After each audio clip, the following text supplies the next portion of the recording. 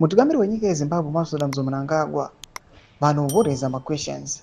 Noda kuti panoonekwa some of the successful African leaders vakaita semupresident weBurkina Faso anonzi Ibrahim Traore anoonekwa kunzi akanga ari the big boys mapresident vakaita sapresident vekuchina napresident vekuRussia, but mutungamiri wenyika achishayikwa pasipoti iyoyo.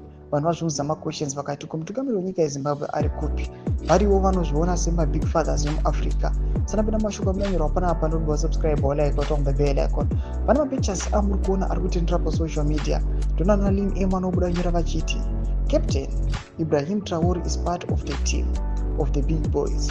You won't find the likes of ED Mnangagwa here. Ndomashoko anobuda nyora panapa. Tonota vanhu vanakambononoka vamhanya mucomment section vatanga kupindura to this post vachiti Vana Emerson kumashure vanobuda nyora vachiti Putin actually sent his personal presidential jet and 34 SU military jet escort to bring Traore to the Kremlin for this event. He holds Traore in high regard to do such.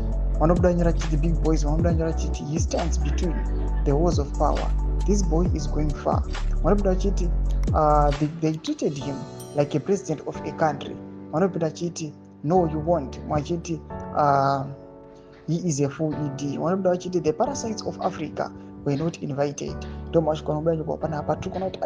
vakafara vachiona Ibrahim Traore vachifarira kutora mapictures naye. Panguva ino panoonekwa kunzi achimira the big boys avana ED Mnangagwa vari nowhere to be found, avazozivikanwa kuti vari kupi. Mvodza mafungiro enyu muri kudii pamusoro pechitiko ichi? Abva mucomment section medu mafungiro enyu. Subscribe or like, turn on the bell icon.